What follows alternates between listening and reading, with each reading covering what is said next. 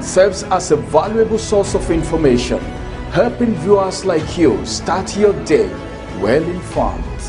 Stay connected from Monday through Sunday to a wide range of latest news making rounds on Global Morning. We're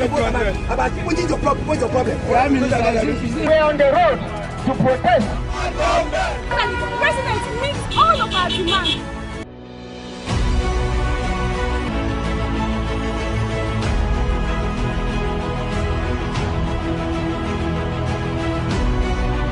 This is Global Morning.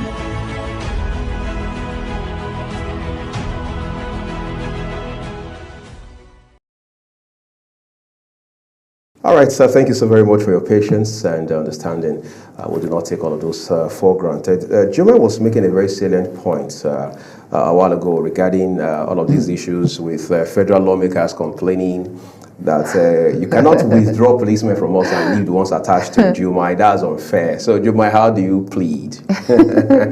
Well, for me, first of all, I feel it's a step in the right direction. So the policemen can actually know their duties as policemen to protect lives, not life, but lives and property. It shows that side by side. Yes, you are for the country because, hey, we pay tax, you and I. So if one VIP, doesn't matter your status, it applies to you and I also, we should. So I think this is a step in the right direction, and I think this is long overdue. Like, when you travel abroad, for instance, you see elites, dignitaries, VIPs, quote unquote, they walk on their own. They don't have bodyguards, they don't have escorts and all of that because they have nothing to hide. People say police officers that flock around VIPs or all of these elites because they are scared for their lives. Why are you scared if you're doing the right thing? So automatically this is if you're doing the right thing. If you're doing the right thing. So why are you scared? Why are you afraid that someone might come and want to attack you or want to what's the basis for your fear? Exactly. So, and at the same time, this is a step in the right direction. It's long overdue. We need police officers. You can see the rise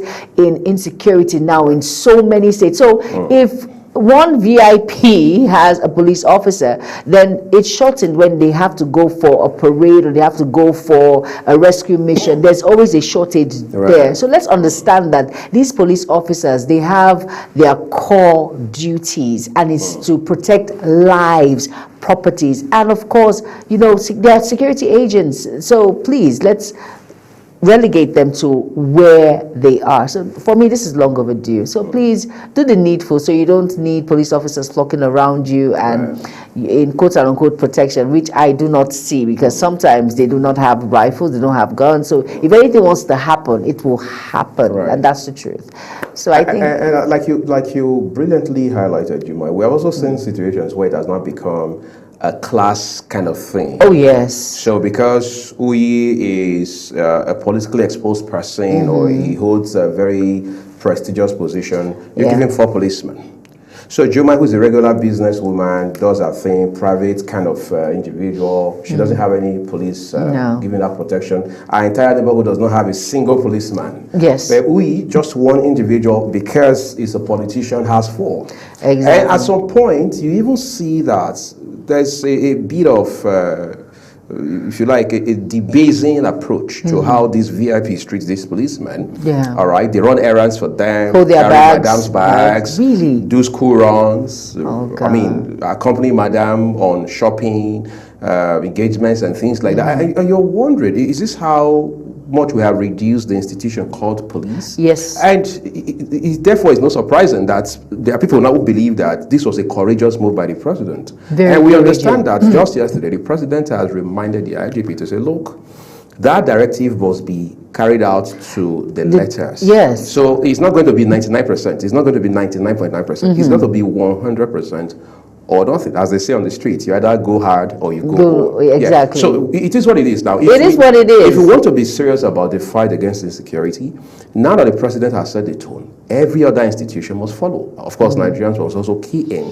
So that in practice, this mantra of security is everybody's business becomes a lifestyle for us. Yes, not just it something we talk about, not just something we are hypocritical about. Very Because true. as it stands right now, there is no part of the country, I mean end to end, where at least every week, you do not hear of a major security issue. Is he Edo State? Is he all across the West? Is he up north, northeast, northwest? Exactly. North central? So the question is, are we just going to continue to sing the same song? We condemn this act, we condemn this dastardly act, this is satanic, this is demonic, it's not acceptable, and then we go back to normal. I think what the president is doing now is to say that, look, whether we like it or not, we must pick one of two options. Either we deal with this issue head on at this point, yes, or we decide to continue to play the ostrich. Of course, we have played the ostrich for 15 years. Yes, we have, and that's a long time. A 15-year-old child is prepping for university. Exactly, prepping for university. And I like the fact that it has now become, insecurity has now become everyone's business. Every hand is on deck. You can see governors are upping up their game. No one is sitting down. And that's why I said the delegates from the United States, it's a blessing in disguise. So it means that if they were not here, you and I will not be proactive. Governors will not go all out to secure their boundary, to try as much as possible to ensure that everything is okay, report cases, do the needful. So he has to take international, international interference, pressure and all of that to come in to do the needful. And I'm glad, the redeployment of policemen from VIPs, for me, is a step in the right direction. It shows that the president is actually listening. He now is now glaring to him, understanding that insecurity is a serious, but people are dying on a daily. And people, individuals will say, oh, the president, they don't care about us. But he shows that he's showing concern. All of these steps that are taken is for the benefit of you and I. And I think this will show that, of course, the empathetic part of him is there and all of that. So it's very important that, for me, this is amazing. It's a step in the right direction, like I've always said. And for me, it's long overdue, long overdue. Yeah, it's long overdue, but it's also due now for us to bring you some motivation this Thursday, as always, just to continue to drive you towards excellence in whatever engagement that you're involved in today and the days after that. Here is Ramsey Enoch Agbo bringing you inspiration. Every wealthy man you see today, they started thinking about it, because as a man thinketh in his heart, so is he. What are you thinking about? How are you seeing yourself right now? What is on your mind? What have you conceived in your heart so far? But I want you to know that everyone on earth is clamoring for success. I've never seen a man who is ever satisfied with what they have. That's why you see people acquiring wealth. They have wealth, but they keep acquiring wealth.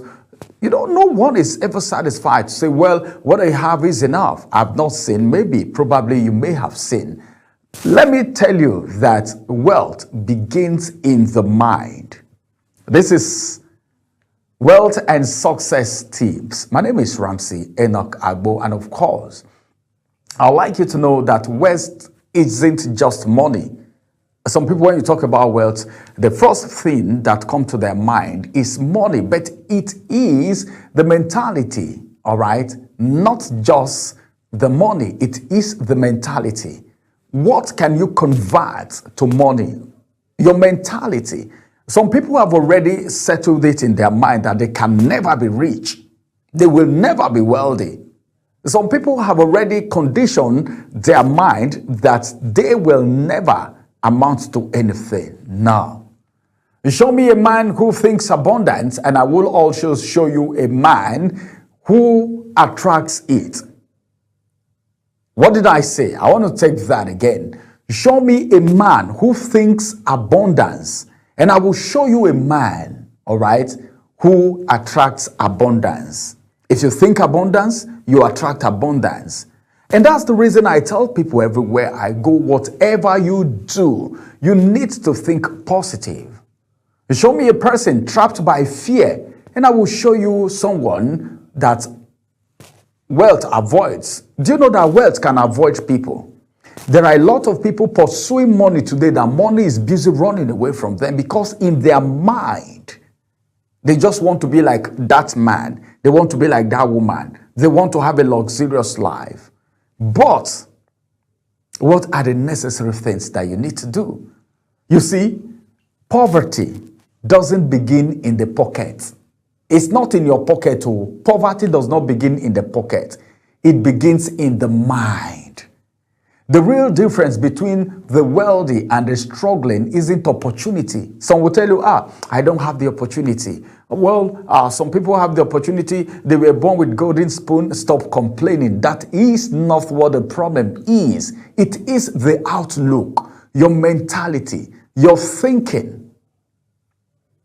The wealthy see solution where others see struggles.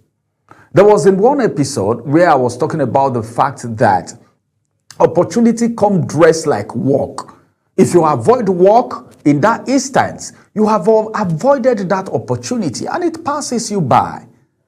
Don't you ever say, I can't afford it.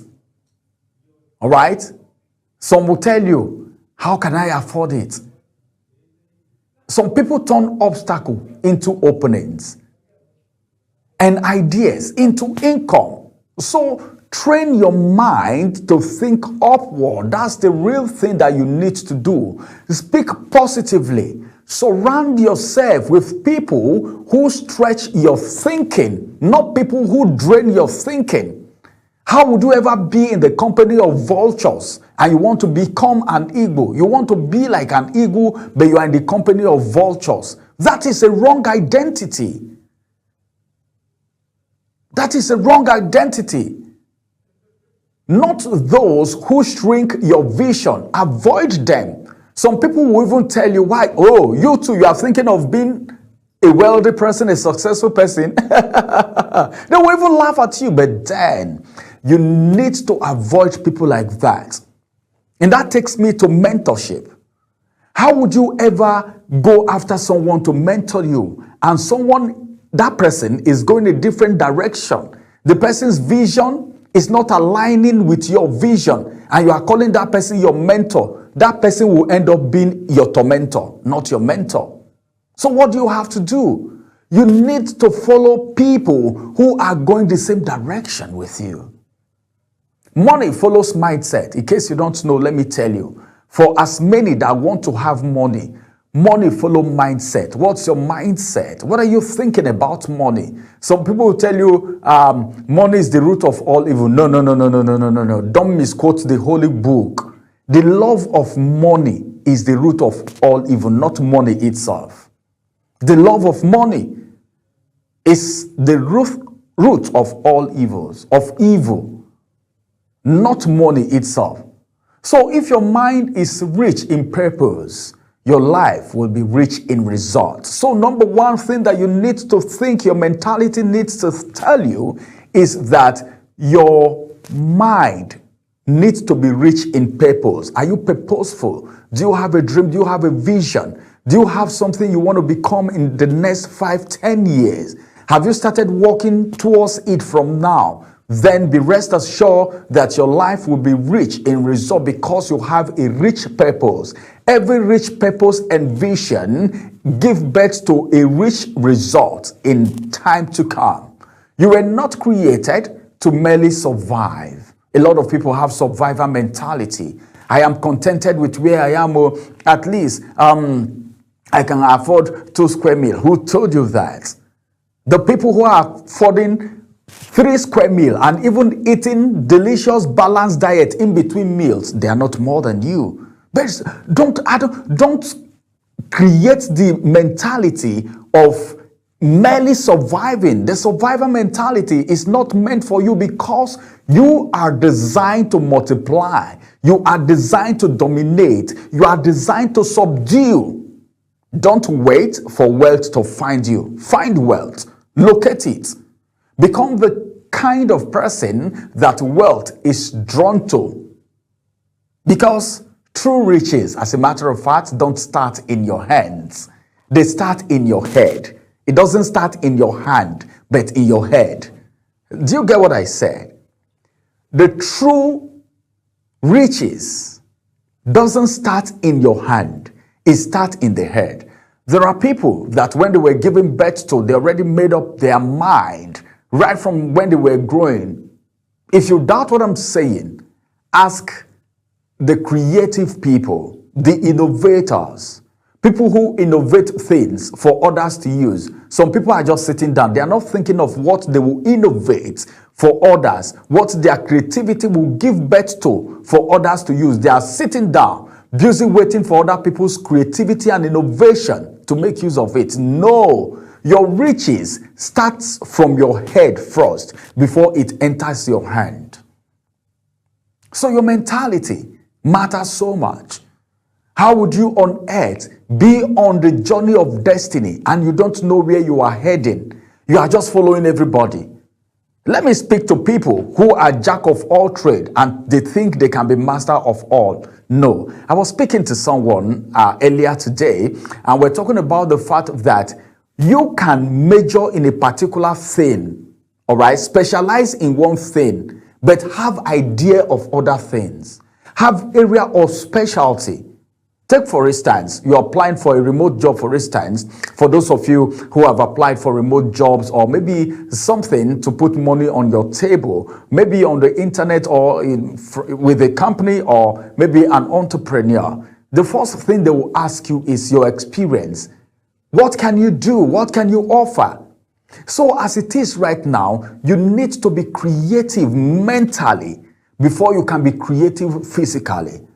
I end by saying what you need to do is to know that true riches don't start from your hand, but it starts from your head. If your head is empty, your hand will be bound to be empty also. It's not all about what is in your hand, but what is in your head.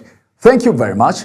I want to wish you all the best. You are a success in motion. Don't stop until you succeed. Bye-bye for now.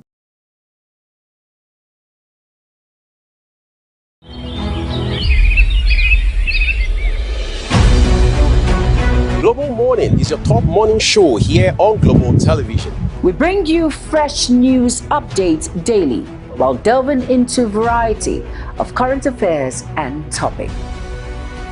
And at the same time, keeping you well informed about important events, both national and internationals. Global Morning serves as a valuable source of information, helping viewers like you start your day well informed. Stay connected from Monday through Sunday to a wide range of latest news making rounds on Global Morning. We're on the road to protest. And the president meets all of our demands.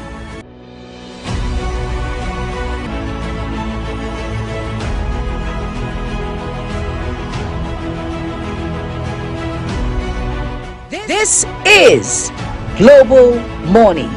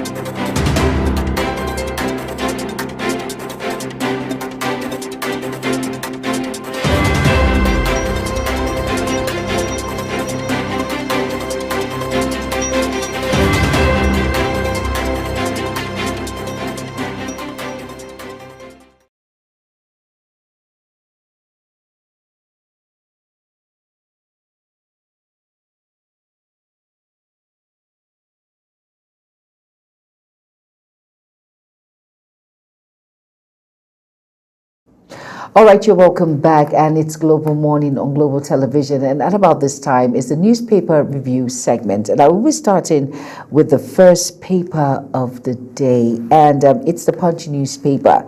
And it says here, PDP chaos, Wike Makinde forces revive war over INEC's nod. And then the rider reads, 30 states chairman NAS heavyweights rally behind Turaki's leadership, and that is on page 2.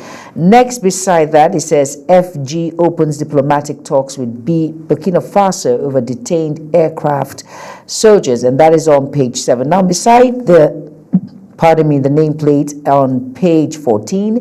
Tinubu tackles VIP police escort abuse, Soyinka faults Sheyi's entourage, and that's on page 14. Now, the star story on the Punch reads, FG pushes for 17.89 trillion naira new loans to finance 2026 budget.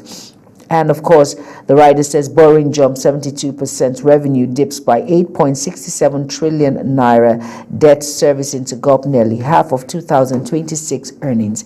Now, on page 12 on the Punch, it says ECOWAS court, Nigeria tops countries ignoring judgment. And on page 14, it says Senate screens more ambassadorial nominees. And at the foot of the Punch newspaper, it says U.S. Congress panels talk tough over Nigeria IDP crisis. That's on page 7. And on page 12, it says alleged fraud. Ex-Minister Stella Odua arraigned, barred from foreign trips. And on page 12 again, it says Osun 2026, Adeleke confident of victory after Accord ticket win. And basically, that is all on the Punch newspaper. Please go out and get yourself a copy and be well abreast with issues making round. Over to you. All right, so let's turn to our next paper this morning for you. Real quick, away from the Punch newspaper now, we move on to the Guardian newspaper. Here it says on the big one there, it says 54 taxis charges account for 35% of airfare costs, stifle traffic demand. Those details are on page 6 for you, so you can look them up for yourself this morning. And then we'll move on to a couple of other ones, especially if you look at the right corner of the front page of today's issue of The Guardian. Right there, it says, Kano lawyers petition Tinubu NSA over parallel Sharia body. All right. Well, you know, everybody has their own kind of headache. So this is also an issue of concern to this particular group of lawyers. But then let's see what more we have right there for you. Okay, top left corner with a picture of the president. It says Tinubu reaffirms police withdrawal from VIPs, mobilizes security livestock reforms. Details await you on page 3. Federal government sets up panel on 4 trillion naira outstanding owed contractors. We understand measures are being put in place to defray that obligation. And then there are deadlines being set now. I mean, some sort of timeline to ensure that is done and dispensed with as quickly as possible. Optimism as federal government anticipates Nigeria's exit from CPC list. What conditions must we meet to exit the country of particular concern list? Because that's not a good tag, apparently. Let's move further down this morning, still with the Guardian front page. Nigeria's capital markets losing $60 million to crypto, other virtual assets. Business page 15 is where you would read up those details. Human Rights Day 2025 concerns as Nigeria's worsening rights crisis prompts calls for reform. Obasanjo tasks leaders on stronger institutions for national development. Ekiti spent 49.7 billion naira to build cargo airports, says Oyebanji, that's the governor of the state himself there, to whom the headline is credited. Federal government arraigns Stella Odua, others on alleged 2.4 billion naira fraud. Former Minister of Aviation, Senator Stella Odua. And then lastly, we have here, right on the foot of the front page, Buhari will account for 2015 Zaria massacre on Judgment Day, says El Zazaki. Details await you on news page 5 on the Guardian newspaper. Well, those are the headlines from the Guardian. Do well to read up details for yourself, and Jumaya will now walk us through the Daily Trust newspaper. Yes, the Daily Trust newspaper, and below the nameplate it says 2027 Defections heighten fear of single-party contest. And that you will find on page 2. And next we have on page 6, it says, police withdrawal. Tinubu directs minister to obtain clearance for escorts. And on page 27, it says, Northern Governors Forum undertakes major reform, appoints first Director General. And the Star story reads, banditry gnaws tightens around Tarji. And below that's a very sad story there. It says how family of 3 died in Lagos auto crash. And still on the foot of the Daily Trust, it says on page 10, Rep summon Cardoso over on remitted 16.3 trillion naira. And on page 8, it reads here, EFCC compiles charges against Malami. And on page 31, it says 32 Nigerians deported from India. And that's basically all the headlines on the Daily Trust. Go out and get yourself a copy and be well abreast with issues making round. Next is the Daily Sun. Over to you, Uyi. All right, Daily Sun is where we move up to next. And we begin with the big one for you here. That's the Star headline. It says, Tinubu senators fight over police withdrawal. Do they need to fight? Well, that's what the headline says this morning, that there is a bit of rift between the executive and the legislature.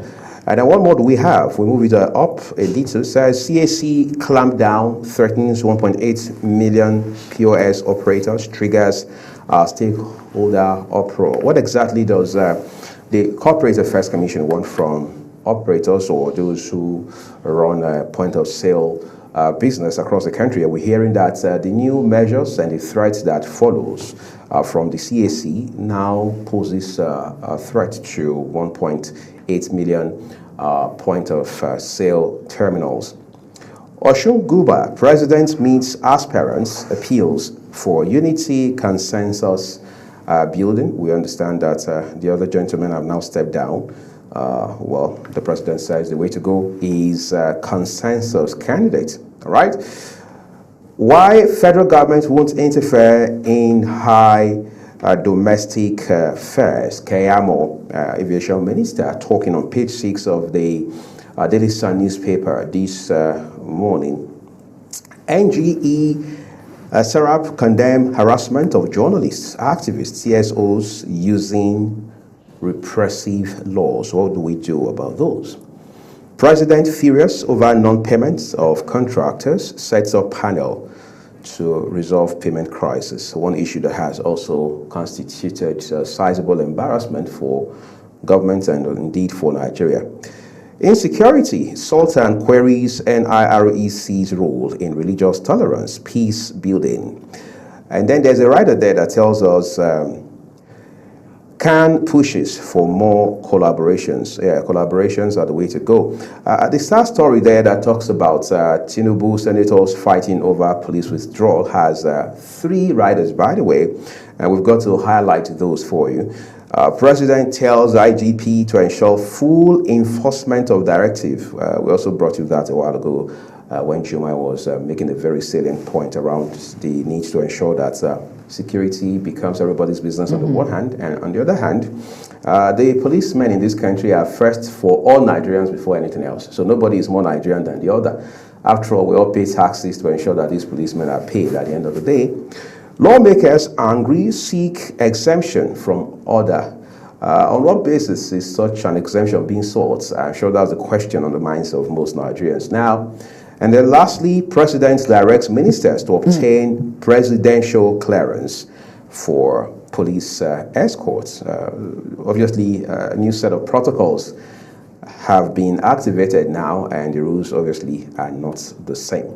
Okay, we'll read up details from the Daily Sun newspaper this morning so you can stay ahead of the news as we flip things over now to This Day newspaper.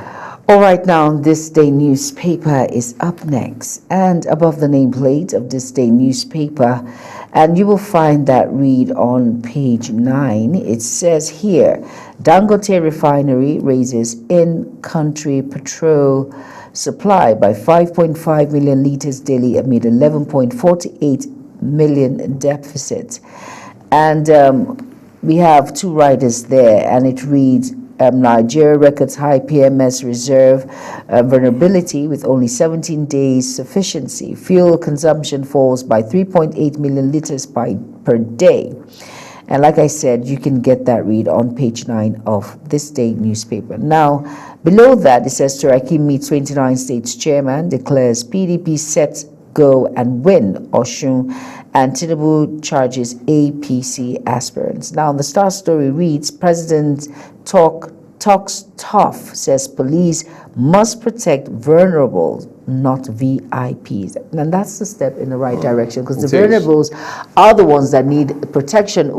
They're the ones that do not have arms. They're the ones that are there, that their lives and properties are at stake. They're the ones that do not know where to run to when something happens. So the security agents are the ones that are abreast with how to nip all of this. They've been in the training ground, so they know. So the VIPs don't really need them, because, hey, and if you look at it, with all of this spike of banditry, kidnappings, all of this, it's the vulnerables that are most affected. Those that do not even have so much, those that do not have the mansions, who can travel abroad, they're the ones that are the main target. Some of them can't even afford the cost of local airfare. No, they can.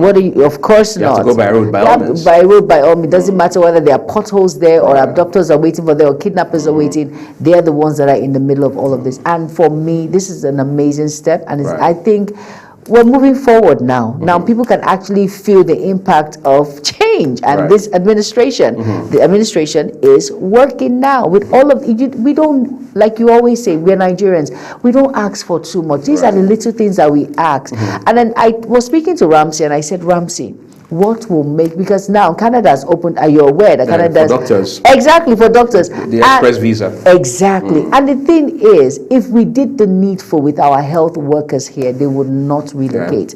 And with all of these stringent issues of traveling bans and all of that, people don't, by hook or by crook, they're leaving. You can't hold them down. They're going. Desperation. And one, because, and I asked someone, I said, what will make youths, Nigerians, just stay in a country? They said, just give us the basis. We have light, stable water, we have good roads. I can afford functional healthcare system. In fact, I am good. Employment system, everything is working. No, because everyone wants to be a king, and you're a king in your own country. You're not a king over there, but nobody cares, because this livelihood. At best, you're dashed citizenship. Exactly, but at the same time, there is more freedom here, and that is why we must do the needful. And so far, everyone can actually feel the impact of this administration and kudos to this administration. Yes, it's a little thing that counts. Really. Let's start from the bottom up. Let's start from the bottom up. Very important. All right, now moving on now before I. And then here it says, here one of the writers says, direct NSA others to enforce directive on withdrawal of police escort from ministers, VVIPs. Very important. And basically that is all on this day newspaper. Next is the Nigerian Tribune. All right, thank you, Jumai. Let's take a look at the Nigerian Tribune for you real quick. We'll begin with the stories or the headlines above the nameplate, top right corner. That headline has a picture of Osun State's Governor Ademola Adeleke. It says Adeleke emerges a court party candidate for 2026 Osun Guber race. Well, the man had to leave the PDP. Says a house divided against itself cannot stand. After revision of Q4 2025 issuance calendar, CBN auctions 750 billion naira treasury bills. Analyst decries structural gaps in Nigeria's financial regulatory architecture. Those are headlines above the nameplate for you. We'll move things further down a little to the Star headline. Tinubu insists, I like the part that says insists, on withdrawal of police escorts from VIPs. So it shows evidently there's no going back on that. Directs minister to contact IGP, get presidential clearance when necessary. Not for flamboyance, not for show off. And also you can play to the gallery and just prove a point.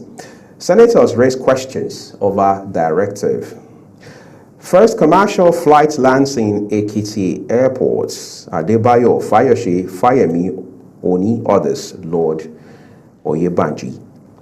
Protesting truck drivers block Ogere for hours, causing gridlock on Lagos-Ibadan Expressway.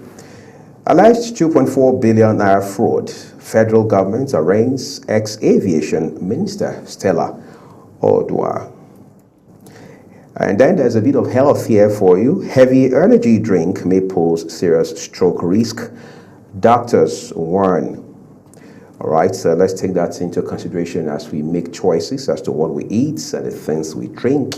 Heavy energy drink may pose serious stroke risk. Doctors warn. It's a warning.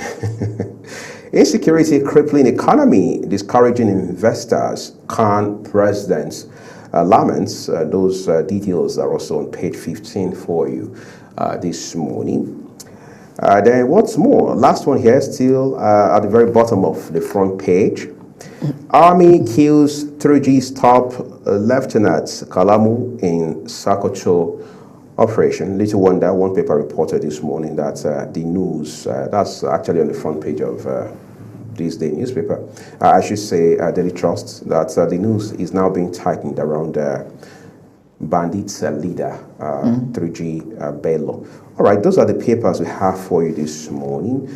Incidentally, as always, I'd like to also remind you that these papers are just as published by their respective publishers. Global Television as a broadcast media outfit or Global Morning team here do not in any way contribute to these headlines. So let's take a quick break. The rest of the show continues shortly.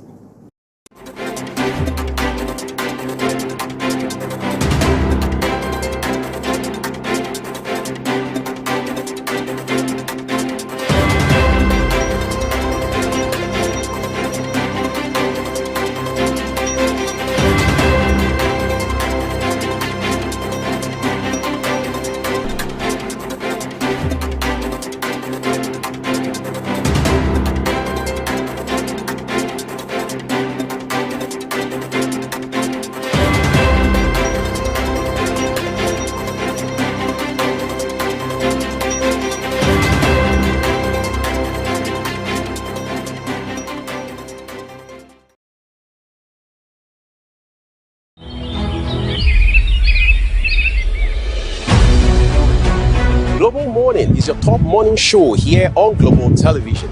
We bring you fresh news updates daily while delving into a variety of current affairs and topics. And at the same time, keeping you well informed about important events, both national and international.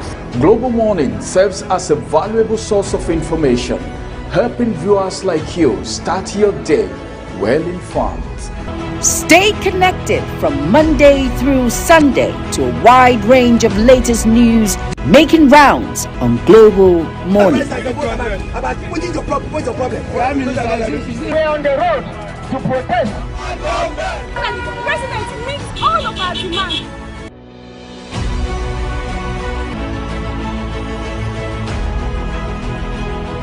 To protest. And the president meets all of our demands.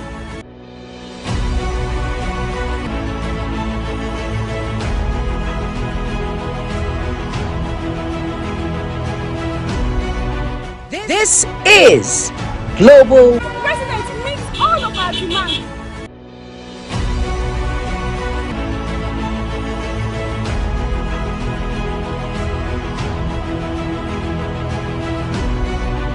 This is Global Morning.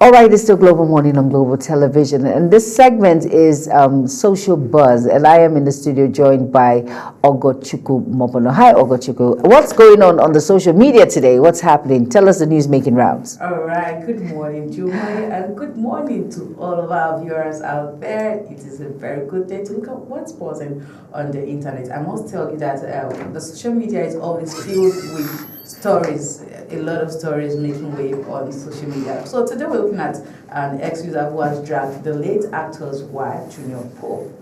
Obiasubu David, who is an ex-user, says she's looking so stunning in a picture she posted recently and on X. He said casually handling an iPhone 17 Pro Max and looking like she's already moved on, barely 1 year after losing her husband and bearing the burden of raising 3 kids.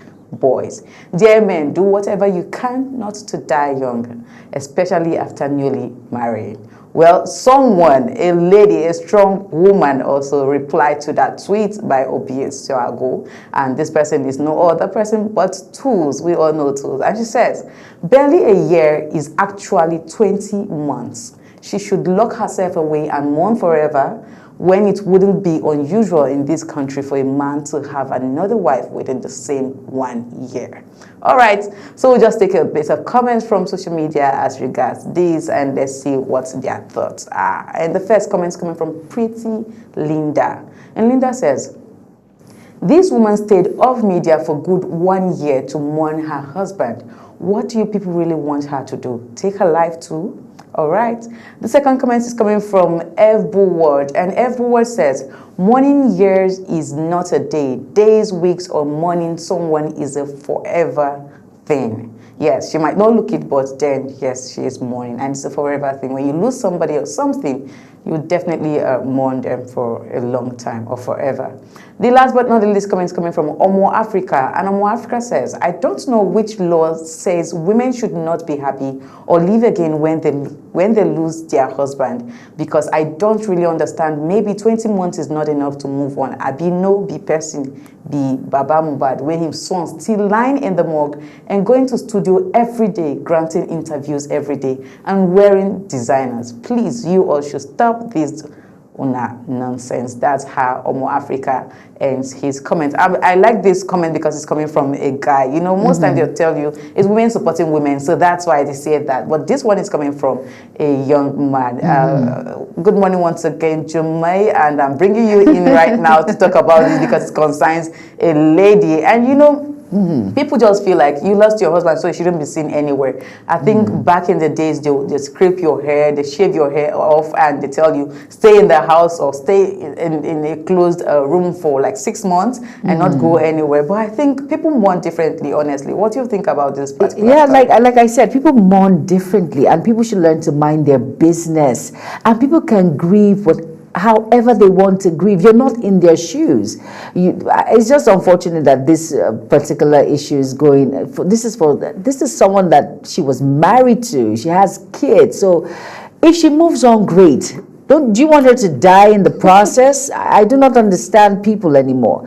But I think people should understand that people mourn differently. It could be her way of being strong for her children. That is why she's happy. And then when you see someone all dressed and all of that, maybe that's the way she keeps her breast. That's the way she can keep her head up. So please, this is just unfortunate. But please, people should learn to mind their business and allow people to grieve however they want to. Very important. Thank you so much. And again, to add to that, that's a business woman. She has to come out to do her business. Exactly. She's an interior decorator and also an event planner. You don't expect her to stay back there with 3 children. How will she feed them? She needs to feed them and cater for them, honestly. Exactly. So let's actually learn to mind our business, just as Jumai has said. Please, let's learn to mind our business. And also, to add to that, please learn to stay safe. Because right now, what's happening is not just on social media, but as you hear the stories happening live. So please, let's stay safe. All right, that's all we have for you today on Social Buzz here on Global Morning. We wish we had more time. We would have talked more on this, but we have a guest coming up. So stay with us as Global Morning continues.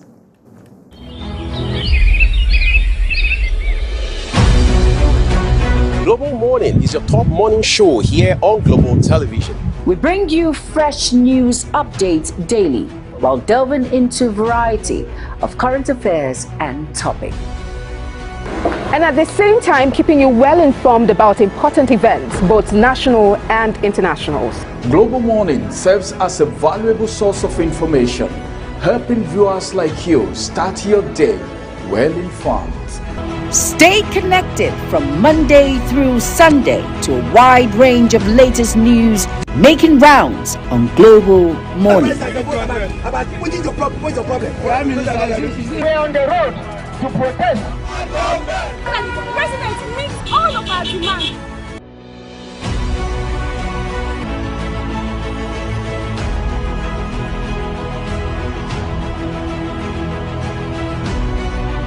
This is Global Morning. Very good evening and welcome to another exciting edition of Big Talk. Tonight on the program, As always, it's a pleasure to have you. Join us here on Global Morning. I am Uyi Alpo. You know how we do it on Social Post Extra, bringing you all the On the desk this evening, we have very topical issues to discuss, and of course, Welcome to your parliamentary program, The Parliament. Peaceful and joyful home doesn't happen by chance. It is built on Men can rise beyond traditional boundaries to claim their rightful place as a numerous committee, about more than 12 committees. Face to Face is a program that comes to you once in a week at about this time where we look into issues and discuss them. It gives you the opportunity to World News in United Nigeria. Entertainment Circle. And trust me, today you're about to get entertained. Hello everyone and welcome to the program Talk Sports here on Global Television. Turn Up Zone is that platform where we bring young and talented artists. Stay tuned, stay inspired, stay with Global Television on DSTV channel 365, on Star Times channel 276.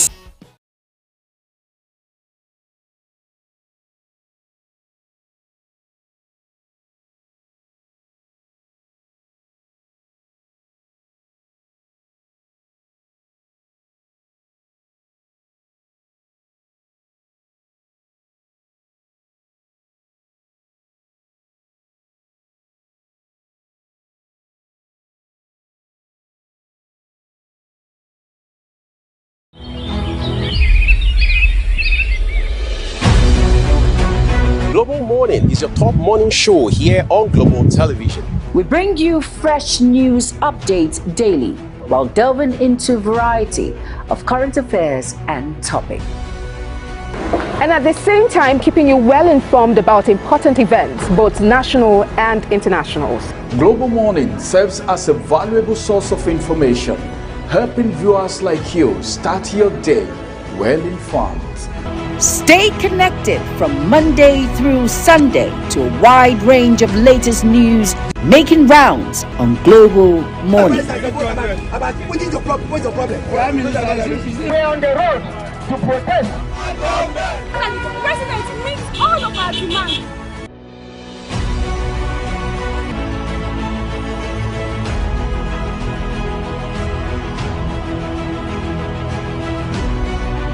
This is Global Morning.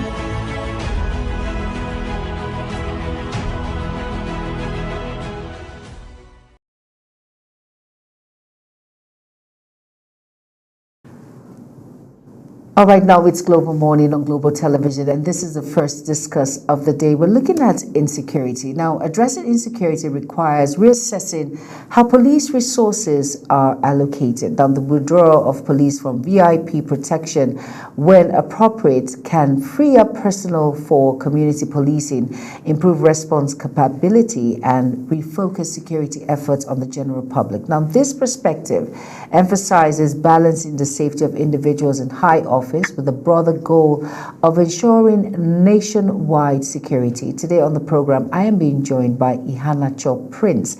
He's a brand marketing and communications specialist, and our focus today is addressing insecurity, withdrawal of police from VIPs in perspective.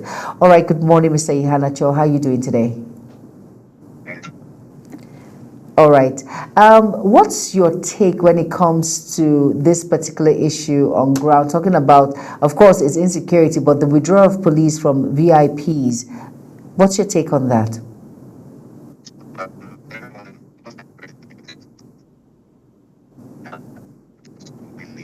been long overdue.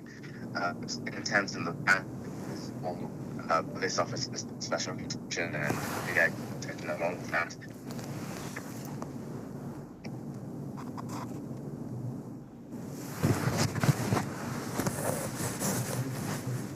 All right, let's quickly go on a very quick break now. We're going to come back on the program. Do not go anywhere. Stay tuned.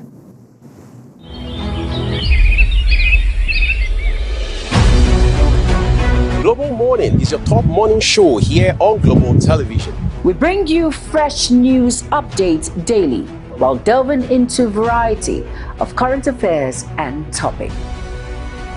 And at the same time, keeping you well informed about important events, both national and international. Global Morning serves as a valuable source of information, helping viewers like you start your day well informed. Stay connected from Monday through Sunday to a wide range of latest news making rounds on Global Morning. We're on the road to protest. And the president meets all of our demands.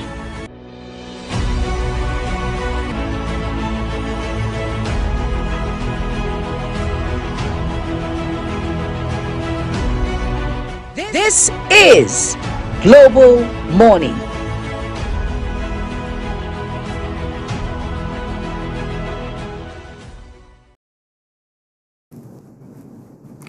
All right, you're welcome back from that very quick break. And like I mentioned before, I am being joined by Iheanacho Prince. He is a brand marketing and communications specialist. And we're looking at addressing insecurity, the withdrawal of policemen from the VIPs in perspective. All right, Mr. Iheanacho, great to have you back again on the program. Like I said, what's your take on all of that when it comes to the withdrawal of police from VIPs?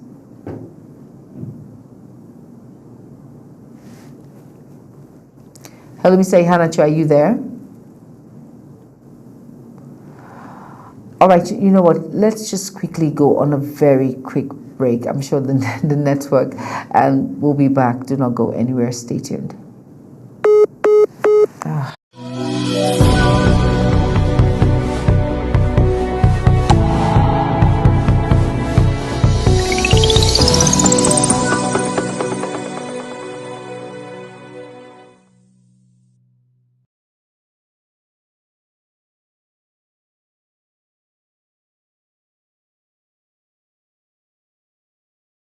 Very good evening and welcome to another exciting edition of Big Talk. Tonight on the program. As always, it's a pleasure to have you. Join us here on Global Morning. I am Uyi Alpo. You know how we do it on Teacher Post Extra, bringing you all the... On the desk this evening, we have very topical issues to discuss. And of course... Welcome to your parliamentary program, The Parliament. Peaceful and joyful home doesn't happen by chance. It is built on... Men can rise beyond traditional boundaries to claim their rightful place as a numerous committee, about more than 12 committees. Festify is a program that comes to you once in a week at about this time where we look into issues and discuss them. It gives you the opportunity to world leaders in United Nigeria Entertainment Circle.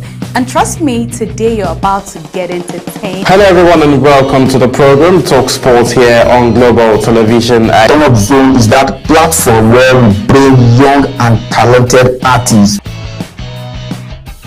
Stay tuned, stay inspired, stay with Global Television on DSTV Channel 365, on Star Times Channel 276.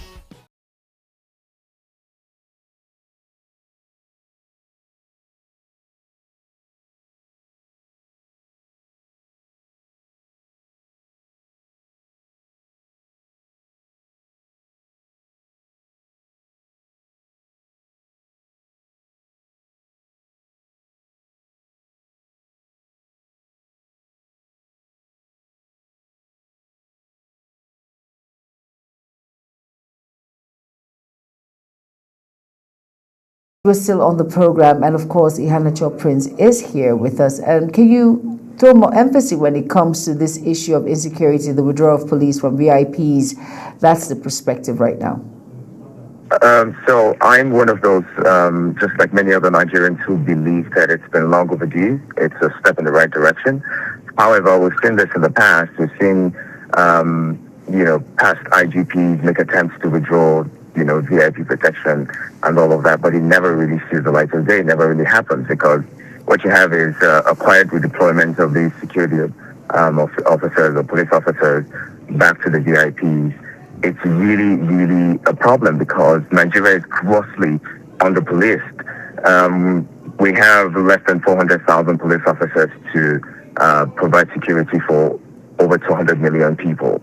You see that's not even enough. But then you also have a situation where over 100,000 or close to 100,000 of these police officers are providing security for just a few Nigerians who are able to pay. And sometimes you have police officers who are also lobbying and paying hundreds of thousands to get these special protection services or to get this deployment to VIPs. Now, the saddest part is that people who are not even supposed to be VIPs, people who are criminals, also, for some reason, buy these officers or hire these officers as against providing community policing and all of that. We have communities overexposed because we have people who can afford to buy police officers. You have criminals, Yahoo boys, for instance, who can pay for, police protection. They carry police officers about, abuse them, abuse the Nigerian police, and that's really, really unfortunate. Just after the pronouncement, 2 days ago, I was on a plane. I was on a flight from Enugu. One of the ministers was on that plane, and she was sitting in, first business class.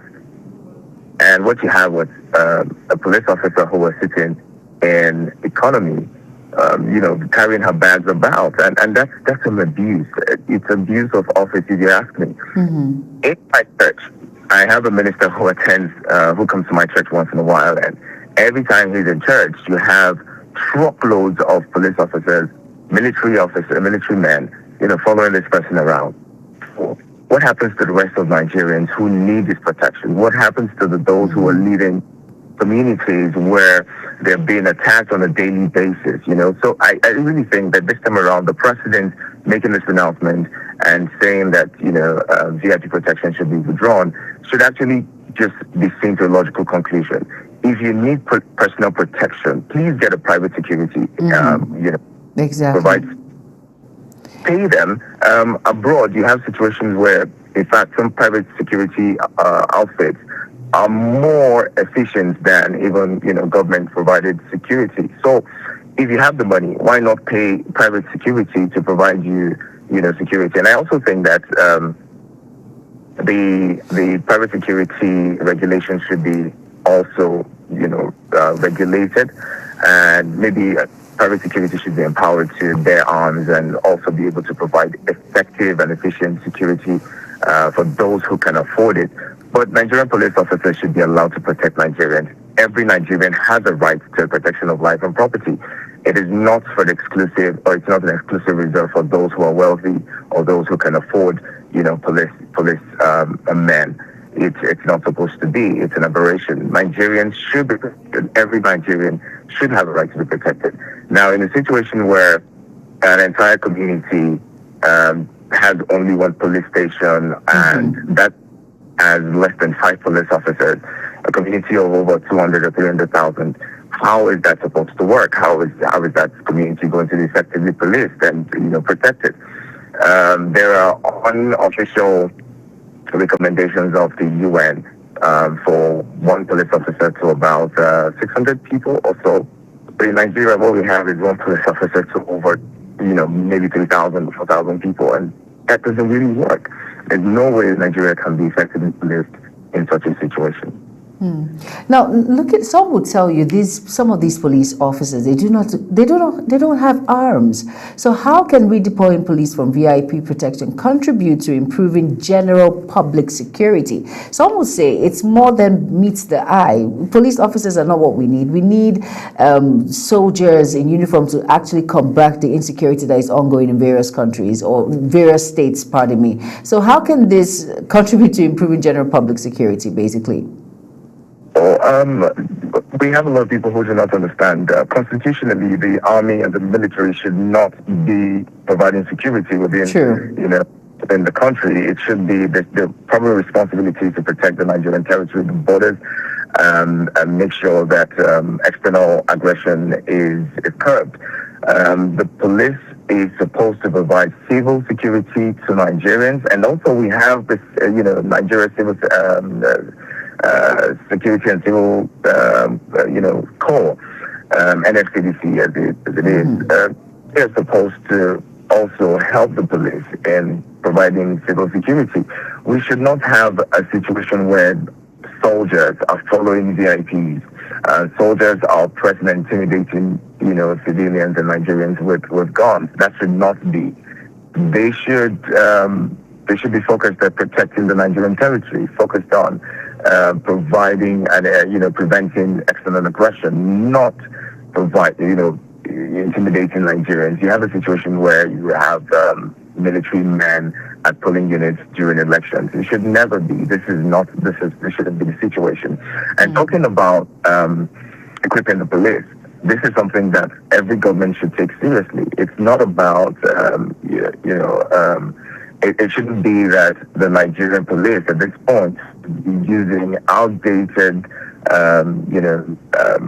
equipment to provide policing services. We have a situation in Nigeria where bandits and criminals are somewhat more equipped than, our security agencies. It shouldn't be. Now, still speaking of VIP protection, I don't know if you recall, there was a time, I think it was in 2022, where a known bandit who had been declared wanted had police protection during a turbaning ceremony in Zamfara State. It was captured on video, captured on pictures and all of that. Nigerians saw these things. Nigerians see these things. It shouldn't be. The same person who was declared wanted by the police was being protected by the police. Isn't that an aberration? Isn't that completely wrong in every way? What happened to the police? The so-called wanted criminal.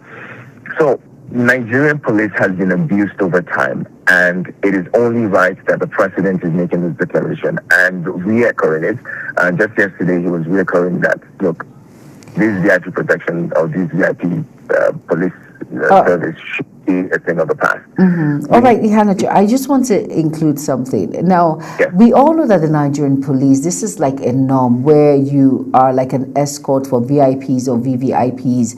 And some will say it's just too sudden for you to just redeploy them immediately. These elites, VIPs, they're used to this sort of lifestyle. Now, at what point and what criteria should determine when it is appropriate to withdraw police protection from VIPs? Because whether you agree or not, the VIPs, in their mind, they need police protection. So when should that criteria be there to actually withdraw police protection from VIPs? For anyone to actually have VIP protection or police protection, privately, they must have been profiled over time and the risk levels, determined and, before they are assigned police officers. But what we have is different. We have a situation where whoever can pay for it gets the service because officers are happy to provide this service because, first of all, it protects them against, criminals.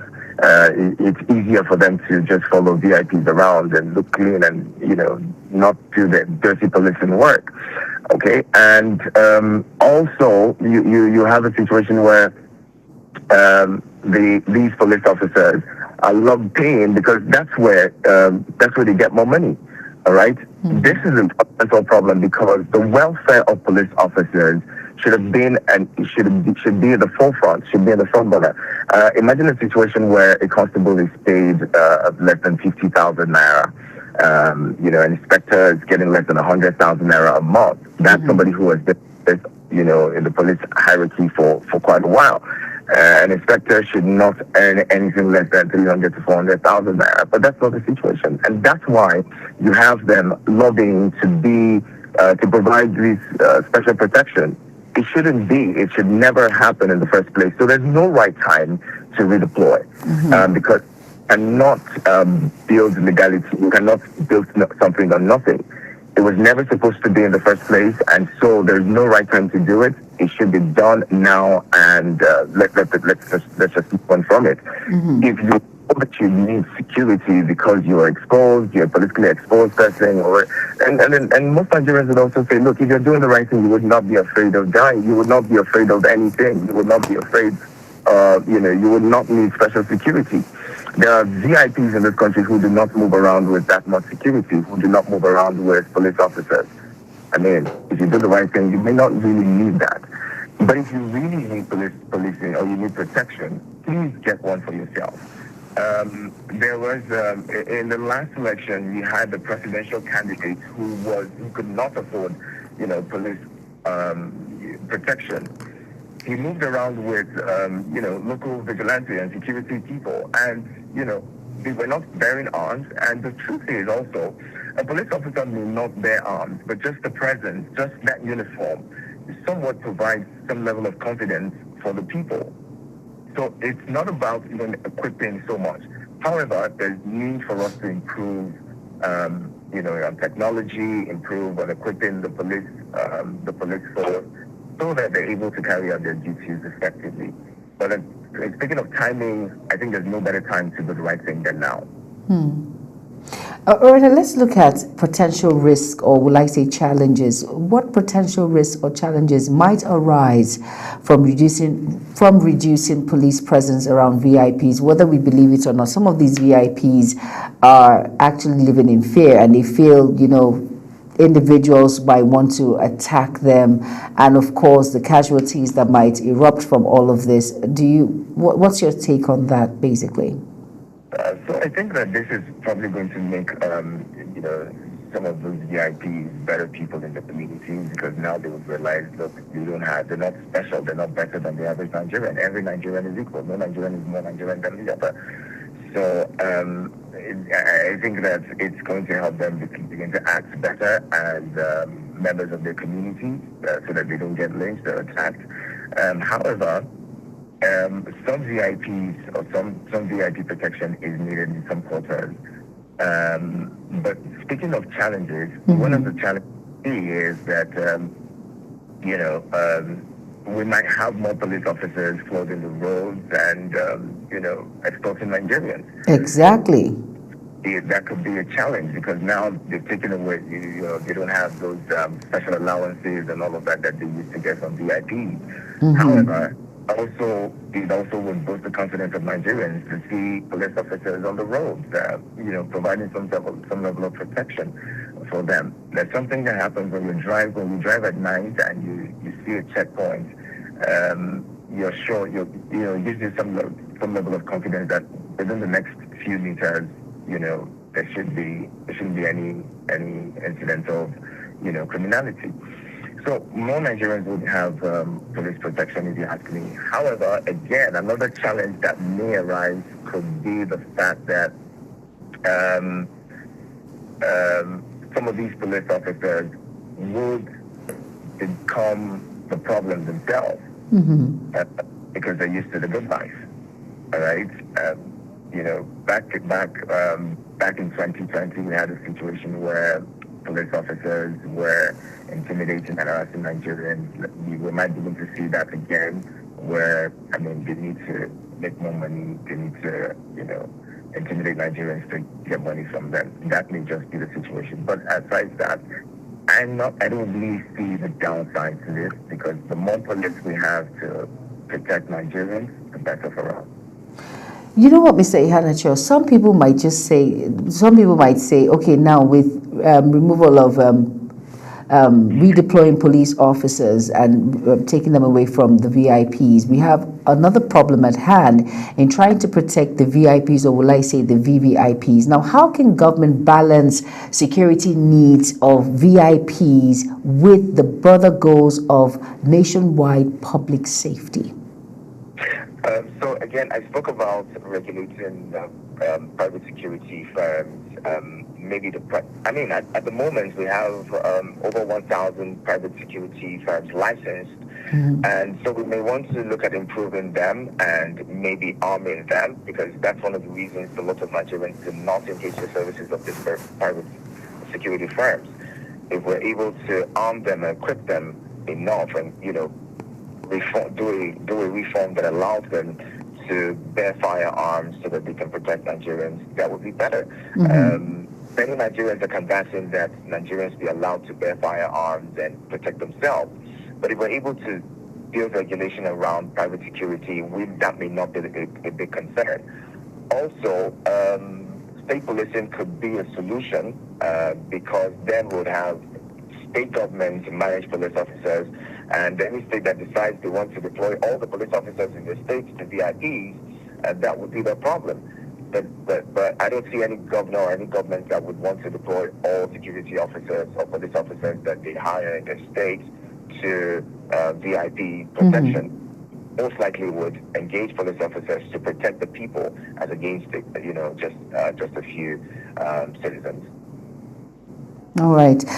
Thank you so much, Iheanacho Prince, for being a part of Global Morning, the first discuss of the day. And of course, Iheanacho Prince is a brand marketing and communications specialist. Thank you so much for sharing your thoughts on this particular issue on addressing security, the withdrawal of police from VIPs in perspective. Thank you for being a part of the program, sir.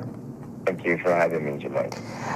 All right. Now, reassessing police deployment for VIP protection provides an opportunity to strengthen public safety by redirecting resources where they are most needed. Now, while VIP security remains important, a balanced approach, you might say, ensures that the broader population benefits from improved policing and a more efficient security system. That's the first segment of the first discuss of the day on Global Morning. Up next is a second discuss. Stay tuned.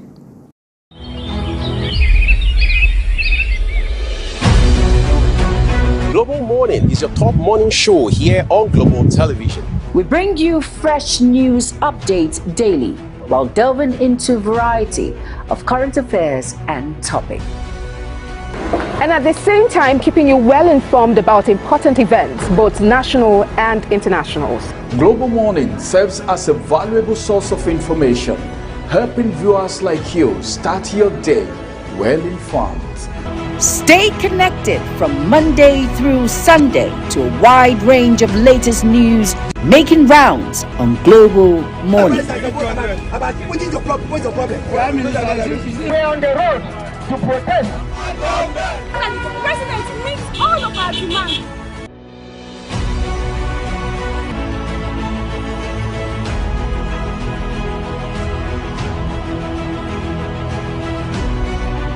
This is Global Morning.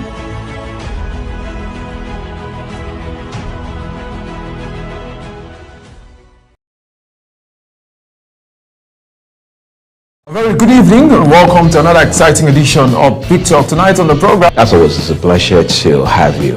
Join us here on Global Morning. I am Uyi Alpo. You know how we do it on Social Post Extra, bringing you all the... On the desk this evening, we have very topical issues to discuss. And of course... Welcome to your parliamentary program, The Parliament. Peaceful and joyful home doesn't happen by chance.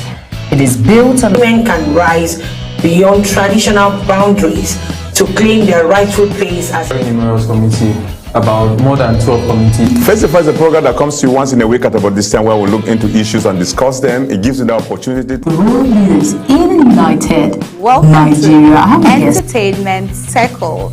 And trust me, today you're about to get entertained. Hello everyone and welcome to the program Talk Sports here on Global Television. One of those is that platform where we bring young and talented artists. Stay tuned, stay inspired, stay with Global Television on DSTV Channel 365, on Star Times Channel 276.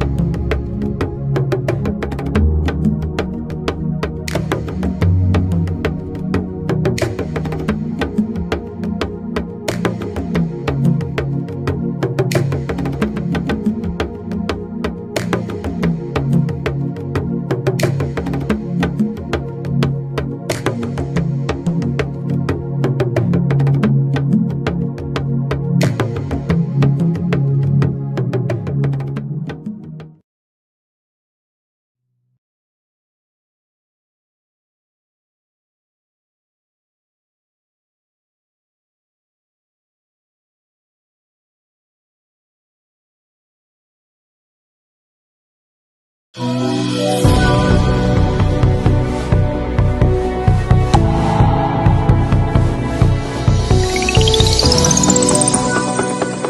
good evening and welcome to another exciting edition of Big Talk. Tonight on the program. As always, it's a pleasure to have you. Join us here on Global Morning. I am Uyi Alpo. You know how we do it on Social Post Extra, bringing you all the... On the desk this evening, we have very topical issues to discuss. And of course... Welcome to your parliamentary program, The Parliament. Peaceful and joyful home doesn't happen by chance. It is built on... Men can rise beyond traditional boundaries to claim their rightful place as a numerous committee, about more than 12 committees. Face to Face is a program that comes to you once in a week at about this time where we look into issues and discuss them. It gives you the opportunity to rural leaders in United Nigeria. Entertainment Circle. And trust me, today you're about to get entertained. Hello everyone and welcome to the program Talk Sports here on Global Television. Turn Up Zone is that platform where we bring young and talented artists. Stay tuned, stay inspired, stay with Global Television on DSTV Channel 365, on Star Times Channel 276.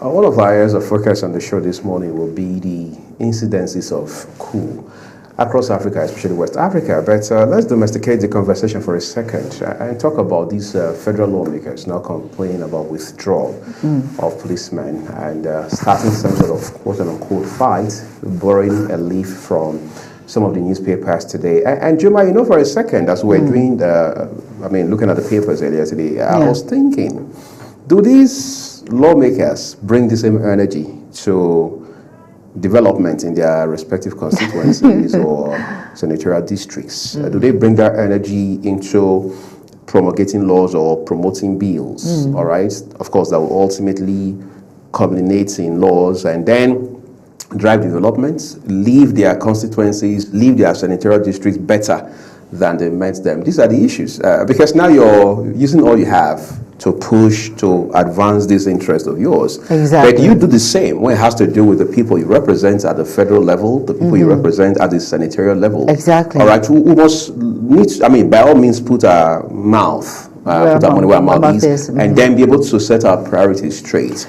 I just imagine the hula balo the last 48 hours. Exactly. And you wonder, the keen interest, what is your keen interest when you're in public space, when you're in public office?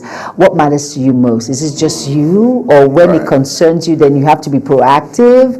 Or when it concerns people that you represent, you have to be proactive? So these are the sort of things that we should, now we see the sort of leaders that we have. And that is why we have been backwards for a very long time. We're not moving forward. And someone will tell you, people keep asking this question, what is happening with Nigeria? What's going on? What's happening? These are the sort of things that we see every single day. It's only when it concerns most of our politicians, it's only when it has to do with them and it's affecting them in one way or the other, then they see the need to push forward, the need to press forward. And these are the things you need to do when it comes to individuals in which put you in that public office, people that you represent. But I think everyone has their own mindset topsy-turvied in a way. So you just wonder, you say to yourself, what is actually going on? Like you said, the hula balo that is ongoing concerning this matter of deployment of police officers, because it has to do with politicians, it has to do with VIPs, VVIPs, it has to do with them, their safety, their family. No one is going to carry their wives' bags anymore. No one is going to accompany them when it comes to 5 or 6 police officers. Come to where we work, where we have events. Do you see the police officers at that security point? You see them all around trying, they came with this person, For as much, like my guest, Yohana Chopras, he said something. He said, for as much as you want that security around you, their security outfits you can actually pay. You don't need to provide the same service. The same service. They went through rigorous exercise when it comes to protection of lives, properties, all in that encompass. At the same time, please, police officers are not meant for your private use. They are meant to protect lives and properties of individuals in a country, and in a country like ours, Nigeria. So now with this new update, first of all, I will say it, who cares to hear 100 times, is a step in the right direction, number one. And number two, it shows that there is no difference between you and I. It's just that you are in a, for instance, these VIPs or VVIPs are in that particular pedestal because they are representing us. But under the same umbrella, there is no difference between you and I. You hold the power, I hold the power also to put you in that public space, to put you in that office. So as much as you need police protection, I need police protection also. Because one, I am a Nigerian. Two, I have life and property, and it all matters. So when we start seeing that, and when we are in office, we do the needful, not just the right thing, the needful. If a community doesn't have basic amenities like water, and I go all out like this, and I'm bringing out my chest and fighting like this, then when you come up with rules like this, you will like, even some Nigerians will protest and say, no, they're doing the right thing, please, come off it, sir. No, we support all of it. But because you're not doing the right thing, everyone is... You're disconnected from your people. You are disconnected from your people, and that is why you do not have any support. So even if you feel, oh, because I am a VVIP, I need this sort of protection because, you know, people come, you give the flimsy excuse, we'll support you. But because the needful is not being done, and Nigerians are tired, and we feel that the police, the institution on its own has been mismanaged and underrepresented and abused, because, hey, come on. A police officer dressed up in his uniform and he's carrying a bag and he's walking behind a VVIP's wife. Hello. He wouldn't even do that for his wife at home. Talk more in a pub where everyone's seeing you in public. It's and that one policeman represents the institution itself. Of course, he does. Of course, he's a rep of the institution. So that is what it is. That's the subjection in which we've demeaned the police force to. So I'm glad everyone is seeing it now, and a new change has come. Like we say, a new sheriff is in town, new law is in town, and we must follow. Right, and I'm very sure, I mean, without having to scratch my head, that Nigerians in their numbers will throw their weight behind President Bola Tinubu on this one thing. Of course. I mean, how do you explain, for example, that you have, I follow comments and engagements across social media, and I've seen people, even in my home state, complain about the person who is supposed to be their senator, complain about the persons who are supposed to be their representatives at the House, and you're wondering, if this number, these are people who, for the most part, are not politicians. So you won't say it's because the man in the Senate or House of Reps is not a member of their party. Exactly. They complain because they can't see the impact. At least the time there was, they would sing boreholes and put their names exactly on it. Have town hall meetings and they are there present to hear these individuals. You won't see some of them until it's close to the election cycle. They're all in Abuja. They're coming to take advantage of Jumai and Ui's PVC just to ensure that they get the numbers up, because the elections are about numbers. Once they win, I mean, for those who actually do win, you don't see them until the next 4 years. So we can't continue that cycle. In any case, security is what touches everybody's life. Yes, so if that's the case, let us all feel the bite, because the more the merrier, they say. Yes. The fight is easier if you have many more people, all right, throwing their weight behind it and pushing it, as against having people who are comfortable, who have all the policemen or the army guys around them, and they're just talking plenty. They really they can't feel the pulse of the average citizen. So we must be able to get a little radical about our approach regarding insecurity. I'm sure that's what's happening right now, and this is going to end real soon, because whether you like it or not, it is very clear that President Bola Tinubu has put his foot down on this issue, because it's national security issue, and it's a public interest issue.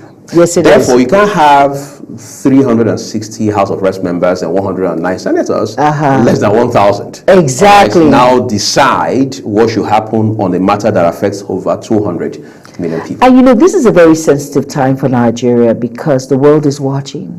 You know, Donald Trump has come all out. I think that part should sink in. The fact that the world is watching. So whatever you do when it comes to curbing this menace that is refusing to let go of Nigeria, the better, because the world is watching. So whatever decisions our dear President Bola Ahmed Tinubu is making. The world is watching, and we'll say, okay, let's see. He's actually in line. He's actually redeploying police officers supposed to protect lives and properties of vulnerable individuals. Everyone is watching. Everyone is taking notes, because at the end of the day, it's like a report card. And of course, you heard the U.S. President Donald Trump, which I said it's a blessing in disguise, because I don't think if he did not intervene in this matter, would have still be dragging our feet when it comes to insecurity. And yes, people are dying. When it comes to people are being displaced every day. An individual who has actually built his life, as in has a family, has his business, when it comes to farming and all of that, and in one day, poof, everything is gone, and he's now in an IDP camp somewhere,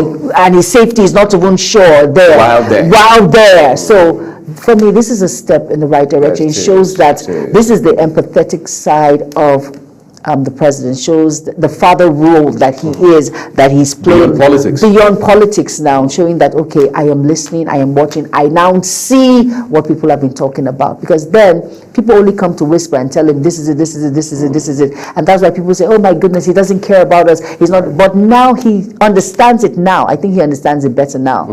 And this is a step in the right direction. This is the way, this is how we will move forward. And I think we're moving forward with this. Thank you for making that very important point, Juma, because as it stands right now, the least these lawmakers should do is not to be fighting presidency. No. It's to reassure, well, if they had ever assured the president, that look, we are behind you. We are with you all the way. Exactly. Because this is a test of their motivation for being in the National Assembly. Of course. Whatever you have told your people before, whatever you said to Nigerians before now, won't matter much. This is an exit test to say, look, were you there for your personal interest, or have you been there for the people? Exactly. So if you fight President Bola Tinubu, or I dare say generally, if you fight the executive on this issue, invariably you're fighting Nigerians, because anything that serves the interest of the larger majority is about Nigerians. Yes, it if is. the president is say, this is the way we want to align with the people. And then the National Assembly or any other arm of government now says, no, we have a contrary position. Then that means Nigerians know who their enemies truly are. Exactly. And the truth is, now, I think individuals are beginning to understand that these elites who are the VIPs, I just want to tag and say National Assembly members, senators, ministers. I don't want to tag them. The VVIP, so we know what we're talking about. You now understand that you are a servant to the people. You are to serve. Not yourself. Not yourself. You are to serve and do the needful. And the truth is, like I mentioned in the morning, if you're doing the right thing, you will not be afraid of your life or whatever. You almost sounded like my mom. She says, guilty, she says... what does she say? There's a way she puts it. Something fears no accusation. I've got a free conscience, I think she says, fears no accusation. Okay. So it's fine. And then the thing is, we should understand that if you're doing the right thing, hey, if I'm doing the right thing and everyone is happy, why would I want to hurt you and your family? Because God forbid, because you're doing the right thing. If anything happens to this person, it's going to be lapses. So instead, you want to even protect the person. Now you get my point. Continue to do the right thing. Exactly. And now I think it's going to now sink into lawmakers, VVIPs are, hey, okay, it's not the same old rudiments. It's not the same old. The game has changed. The game has changed completely. I now know that, okay, now I am to do the right thing by serving my people, doing the needful when it comes to these basic amenities, like I keep talking about, where I am coming from. Let it start from somewhere, and then it will build up to bettering Nigeria, which is very important. And the thing is, hey, we should give kudos to the police force. They're doing a lot. We might not see it, we might not understand it, but in their own little space, they're trying so much to build that particular, image. And with all of this, with this new outcome, I think that image, that rebranding of the police force will come to limelight, and we'll see it and we'll understand it. Well, for me, like I said, and I'll continue to say it, this is a step in the right direction. Right. So, like my mom would say, clear conscience. Fears no accusation. But you see, you're trying to remember that, right? Right. About the police doing the much they can, given the circumstances under which they also operate. We can't sit here and pretend about the shortage of manpower within the police Oh, force yes. and other Oh, vital yes. resources they need. Oh, yes. And all of that. In spite of all that, they continue to push against the headwinds and stuff like that. But we also need to establish that what other arms of government, maybe led by the legislature, should be doing at this point is to say, look, what we need to look at regarding the Police Act, because there's the Police Act. There's an act that establishes the Nigeria Police Force. What can we do to better empower our police force? Very We important. need to recruit more. The president said they should recruit 20,000 more. What's the IG doing about that? What's the top hierarchy of the police doing about that? What the Police Service Commission doing about that? Like I said here almost 2 weeks ago, I hope this doesn't now become another fight between the Police Service Commission and the Office of the IGP, because we saw that under former President Muhammadu Buhari. Yes, we did. saw that. It became a case, a subject of litigation at a point. That's number one. Number two is, we expect that the lawmakers would also ask, what can we do about funding the police? We've heard that the police is underfunded. Yes, if you're a policeman in Nigeria today, what incentive, I don't want to say incentives, what incentive, just do you have to want to go to work every day? Are you going to work because it's a matter of, well, I don't have a choice, I have to keep body and soul together? Or are you going to work because you have come to understand the concepts of service? Because you are patriotic enough, because you love your country enough, because you realize that this is your own contribution to the Nigeria we all want to see. We must understand that sometimes, in most cases, the reason people do what they do is far more important than what they do. So if I hand you a pack of lunch today, for example, everybody will say, oh, he's a nice guy, he's a great guy. He just handed Juma a pack of lunch. But when you look behind it, you're asking yourself, what was the incentive? Is it because there's something else he wants from her? Maybe he wants a ride after work. Is that the reason? Or he just wants to give the impression of a good person, not because he cares about Jumai's lunch or something. So I think all of these are issues we must look at, because we have pretended about these issues for too long. Yes, we have. We can't continue to play the ostrich and pretend, and then we're not empowering our security agencies. Yes. And look at one interesting thing. We're now hearing that, well, since we are withdrawing the police, you guys can go use the NSCDC. And the NSCDC leadership is saying that, look, we're just about 60,000. We don't have the manpower, we don't have the capacity Exactly. to do that. We may only be able to do that if, with a big if, we're able to bump up our numbers in terms of the number of men, or boots, as they say, that we have on the ground. Until that happens, we are where we are. We are where we are. Like, you mentioned the issue of underfunding the police. Yes, they are. And with this, there's going to be a criteria, because we're going to see lots of police officers on the road. Of course, like when you drive, when I drive home in the evenings after the news, you see police officers, amazing individuals. Right. I understand that they have mouths to feed, and that is why, but you should do the right thing to protect the image. And when the Inspector General of Police is saying that any policeman found receiving bribe and all of that, report the police. Please, like, seriously, Again, that's the hypocrisy, right? The double standard. The double standard. Please don't put me on the spot, Mr. I beg you. But at the same time, like you said, the needful needs to be done. I told you, most police officers, you see, an Edo man, like I had uncles who are policemen. It cracks me up every time, because when you say, uncle, please come explain to me. I know you have integrity. I know, because my uncle, oh God, he would do the right thing. By the book. Oh my goodness, by the book. And I'll tell him, come, uncle, see, this is your profession. We keep hearing things. Why are police officers, why do they act the way they do? They act so hungry. Why do they say? Because we are not well paid, Jumai. We're not well paid. What do you expect when a man when he's thinking about school fees, when he's thinking about house rent, when he's thinking about this, and you receive a little salary, and yet no upkeep, no essentials, what do you expect? Perhaps no insurance. What do you expect him to do? And that is why when he sees that little window of opportunity, he squeezes it. Even when he's upright, but when he looks back and sees his family members and all of that, he will do what it takes for him to get that money and, like you said, squeeze the opportunity to get whatever he needs. So it's very important that we look at that aspect, because with this redeployment of police officers, we're going to see a lot of them on the road, and some of them are some of them are in partnership with criminals and all of that. So I think the police force, they have a lot to do. House cleansing. Oh my goodness, as in a lot of work to do. For as much as we do not want this to fail, right, but they have a lot to do on their own part by making it conducive for these police officers to serve with integrity.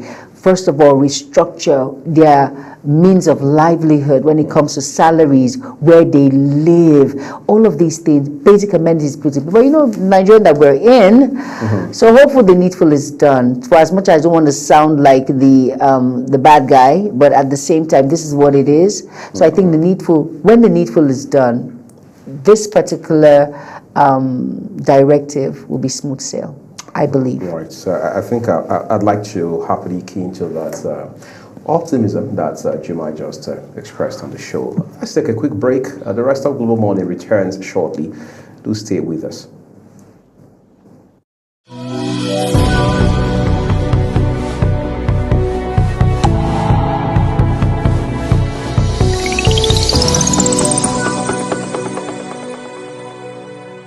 Very good evening and welcome to another exciting edition of Big Talk. Tonight on the program, As always, it's a pleasure to have you join us here on Global Morning. I am Uyi Alpo. You know how we do it on Social Post Extra, bringing you all the... On the desk this evening, we have very topical issues to discuss, and of course, Welcome to your parliamentary program, The Parliament. Peaceful and joyful home doesn't happen by chance. It is built on... Women can rise beyond traditional boundaries to claim their rightful place as very numerous committee, about more than 12 committees. Face to Face is a program that comes to you once in a week at about this time, where we look into issues and discuss them. It gives you the opportunity to World leaders in United Nigeria. I have a guest. Entertainment Circle. And trust me, today you're about to get entertained. Hello everyone and welcome to the program Talk Sports here on Global Television. Top Zone is that platform where we bring young and talented artists. Stay tuned, stay inspired, stay with Global Television on DSTV Channel 365, on Star Times Channel 276.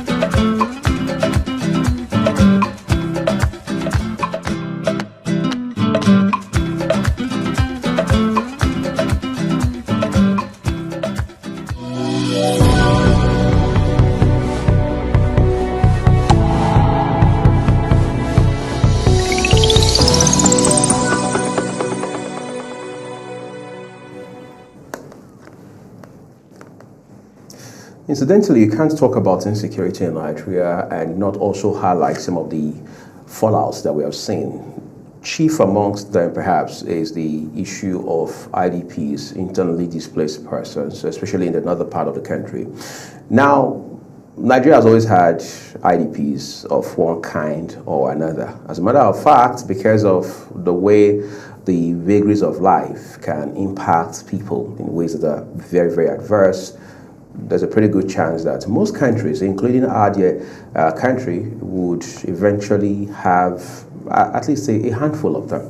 In the case of Nigeria, however, it's quite a different kettle of fish, given that we've seen insurgency has spanned at least 15 years, non-stop, at some point becoming very intensive. So you look at places like Benue today, you look at states across the northwest and northeast, you see the large population of internally displaced persons and all the complicated implications that we have seen in this regard. And government says, well, we're doing all we can to ensure that we cut down these numbers. And it will appear that it has been a case of taking one step forward and maybe 3 or 4 steps backward. And today, we realize that those numbers have surged. It will appear all efforts being put in by the government at best are just either scratching the surface or a drop in an ocean. Juma, I mean, you do a lot of human angle conversations. Yes, I do. TV, and when you look at internally displaced persons, you know, like you mentioned off camera,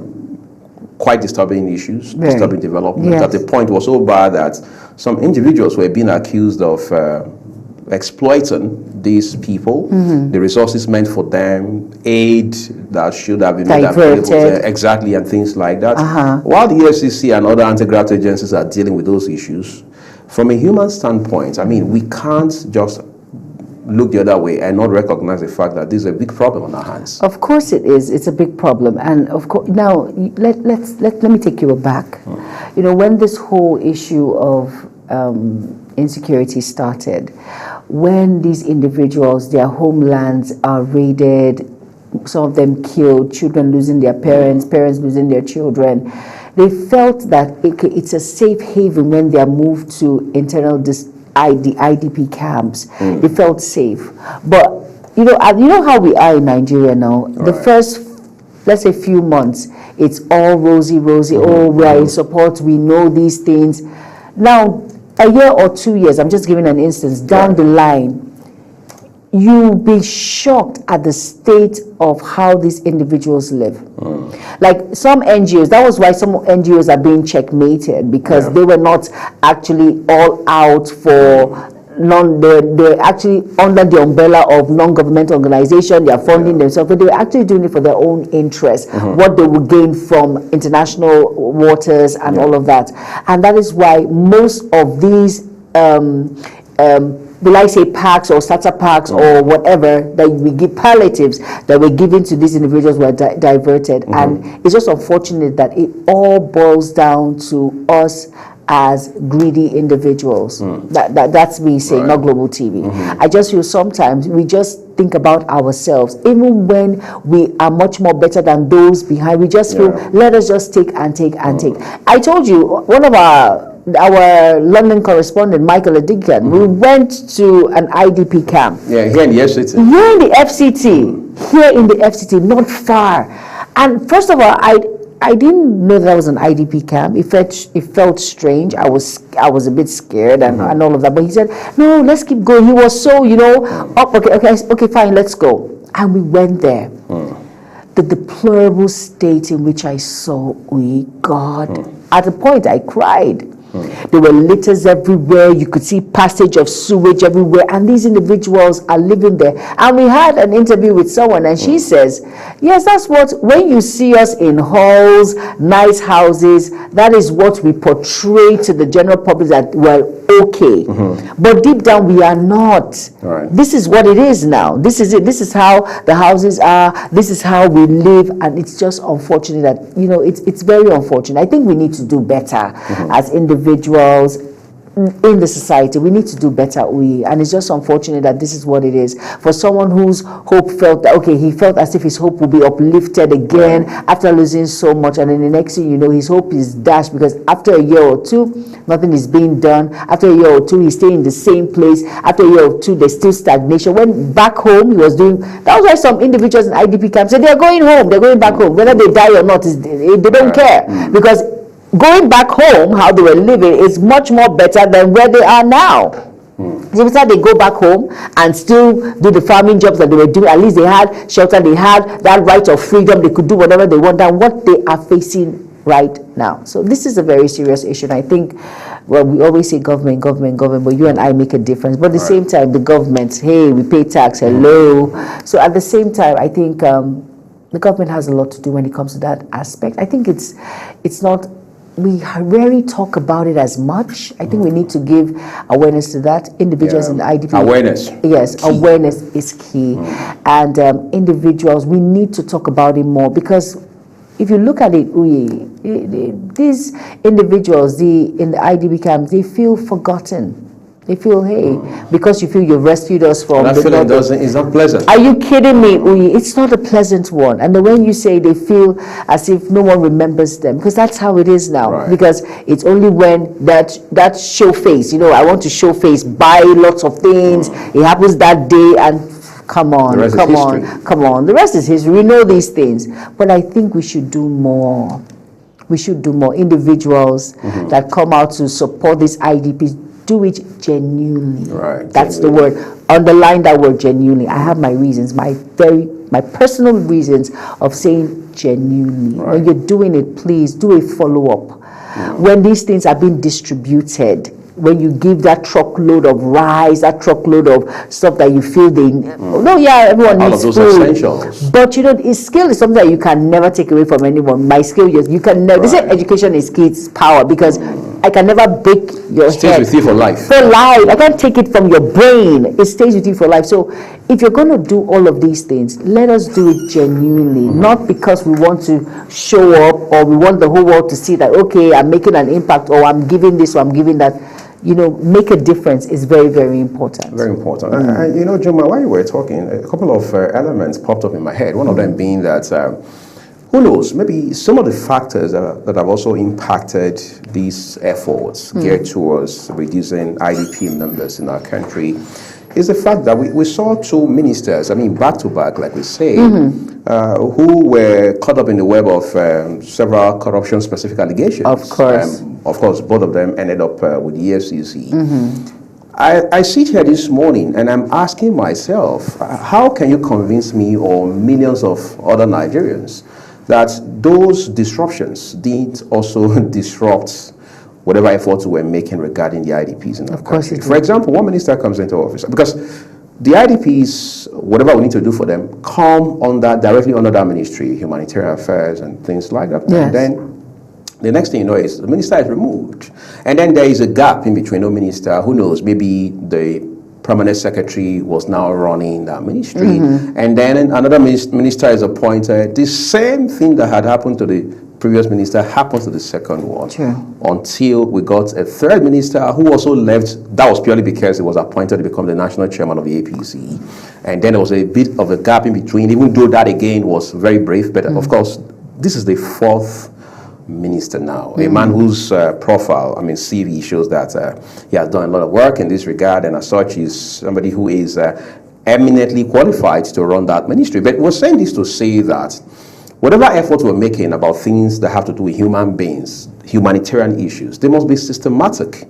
They must be structured. Put in place. Yes. It shouldn't be a case of, well, Juma will come by 12 if she has chance. If she's not chanced, whenever she comes, it's fine. So if we don't see Juma, everything is halted. No. It must be a system that even if Juma travel to China, to whatever it is, we're able to move on. Yes, of course. And I meant moving on. It shouldn't be stagnant. We things should still move. We can't stay stuck. No, we can't stay stuck. Exactly. So we need to have that in mind. And second, these NGOs that are also focused on humanitarian work, they have to be better regulated in such a way that everybody stays on their mandates. Everybody understands the work hot out for them, and they are doing that work. So that's monitoring. Exactly, and evaluation, very important. And it has to be eye on the ground, right? In such a way that what you're doing on the ground is not a far cry from what you told us you would do or what we expect you to do. We must have that because, one time we had this cash transfer thing, conditional cash transfer, which is still on. And then Nigerians all over the country and even abroad started asking questions like, well, what's the rationale behind it? The second, what's the modality for distributing this 20,000 naira conditional cash transfer? Who are those that have benefited from it? All right, can we see them? Why are we not seeing? People are asking, Ajoma, do you have a neighbor or a relative or a colleague or someone who has benefited? Who do you have?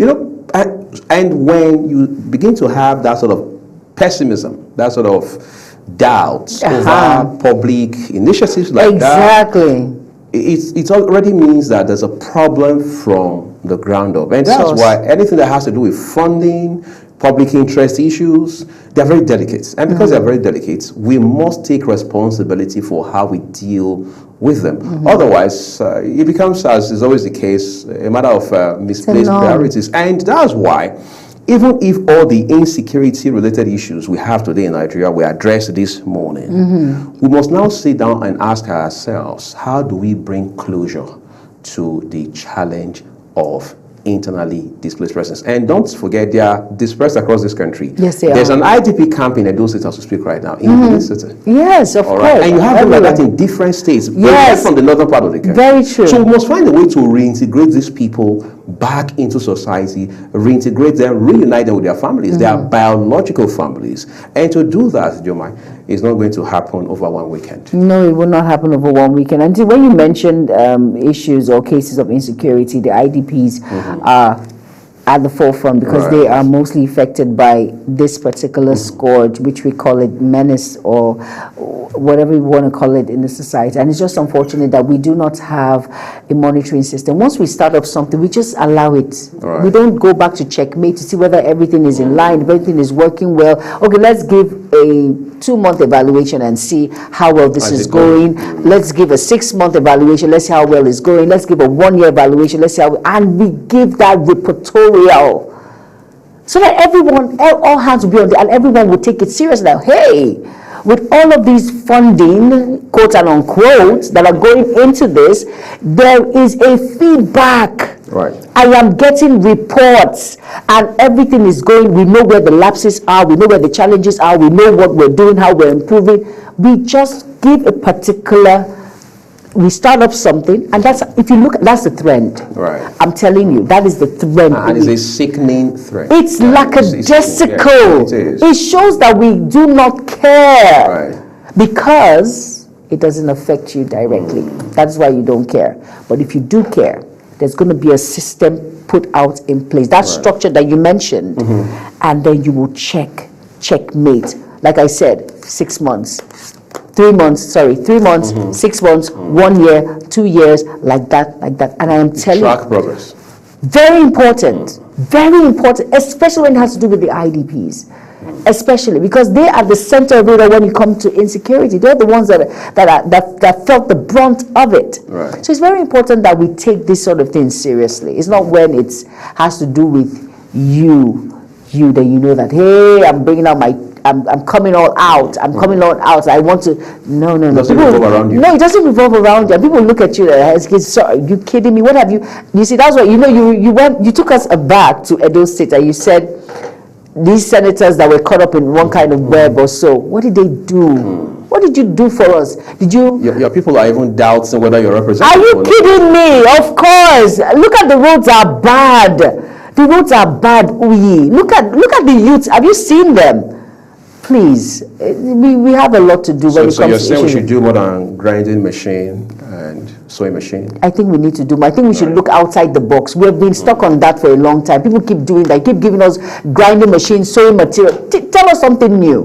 Please. Be innovative with your representation. It's the same cycle. Like, hello, that is why we are where we are. And people think that is it. Once I get the grinding machine, I'm good. And then watch that person except if someone who has decided that, okay, fine, I'm going to make an impact and do better for myself because I'm tired of poverty. But someone else who doesn't care, who believes that that's not part of enjoyment, are you kidding me? In 2 months, they're back to where? Well, did you say 2 months? No, you Maybe didn't. less. What? 3 weeks, they're back to where they might even sell that stuff to get the fat. Hey, wealth creation, they say, is when you give me, most individuals, just ask a youth now, what will make you say, tell me, give me money. They're not even thinking about what I can do to instant gratification. Give me money quickly. Give me money. That's it. That is it. That is the mindset now. People don't even want to sit down and think about how they can improve their lives so that they can have a stable income, because that's where we are in Nigeria. I think that angle that you're introducing is quite a very essential one that Yes, we need it to is. talk about. But let's take a quick break. When we return, we'll look at young people and this dopamine culture that we now find, where people don't have that tendency to want to think long term. Everybody wants it now or never. Some people say, well, it's the 2 minutes instant noodle thinking. Others say, well, it's because of the 2 minutes instant passport system. We'll find out after the short break as we begin to wind down on Global Morning today.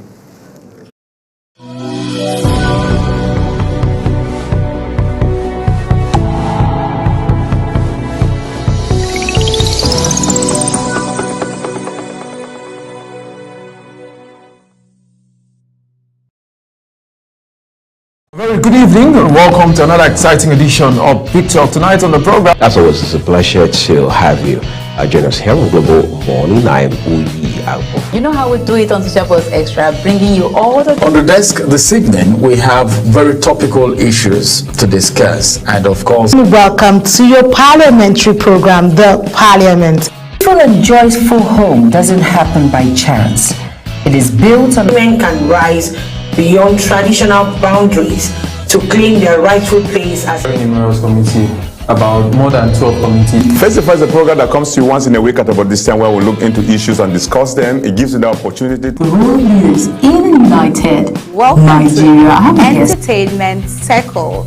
And trust me, today you're about to get entertained. Hello everyone and welcome to the program Talk Sports here on Global Television. Talk Zone is that platform where we bring young and talented artists.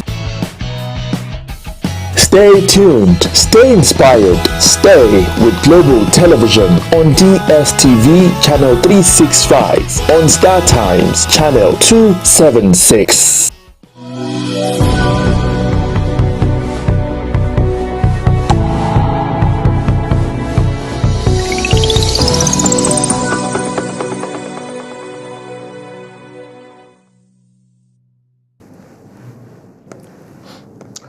All right, so let's also talk about young people. We have a good number of them.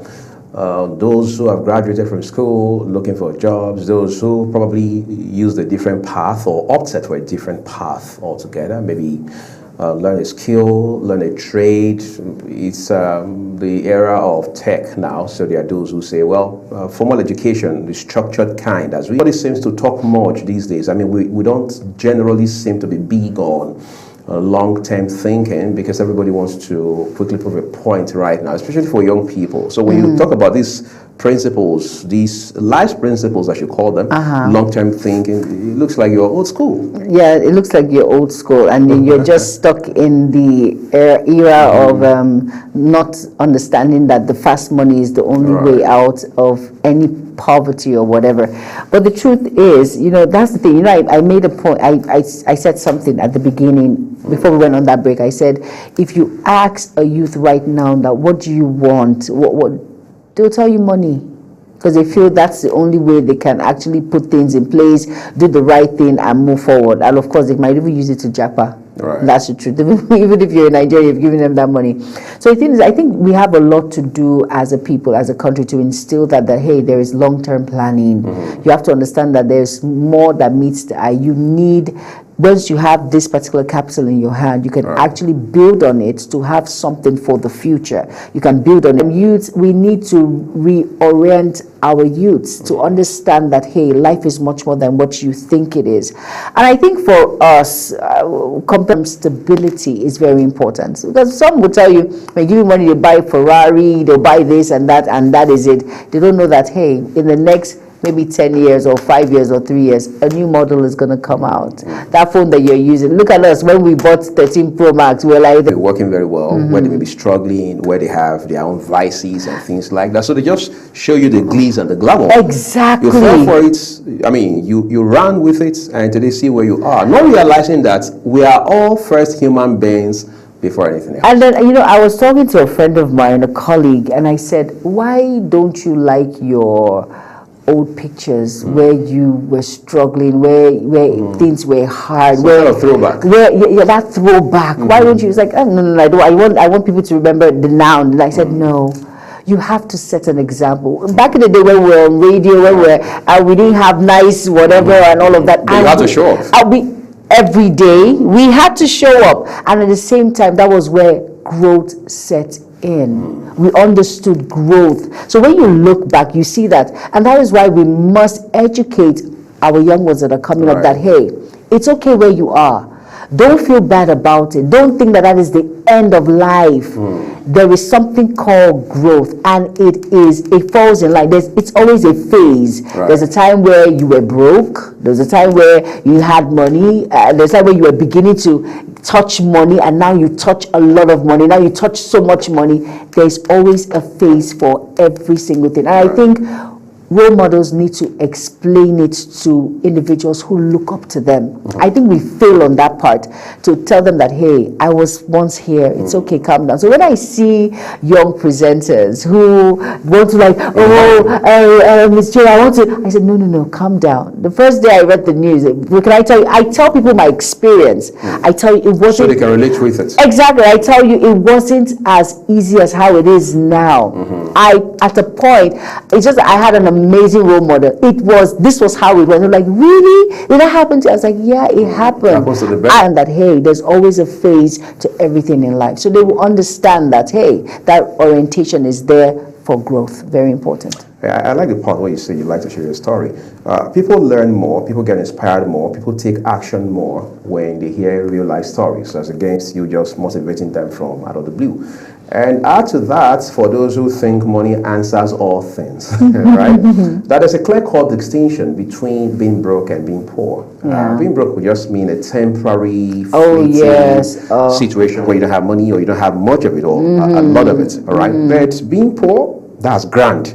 It simply means it's a mental issue, it's a mindset problem, it's something that has become a culture, goes beyond the pockets. It goes beyond the pockets, I like that. Balances. Yes, it does. Yes, you must realize that. And then, like you mentioned, whatever it is you do as a young person, one of the smartest things you can do for yourself and for even generations after you is to have a mentor or have a role model, someone you're modeling after, someone who takes you by the hand in a manner of speaking. True. And tells you, I was here 10, 20, 30 years ago, and this is how I have grown through the ranks. My mentor would say, I passed through the meals. I passed through. Yeah, so we need to have that face. Otherwise, people will not be able to trace where we're coming from. And Kirk Franklin says we can't forget where we come from. No, we cannot. All right, so we're glad you joined us today on the show. Again, we'd like to remind you that the views of our guests across all our programs, including here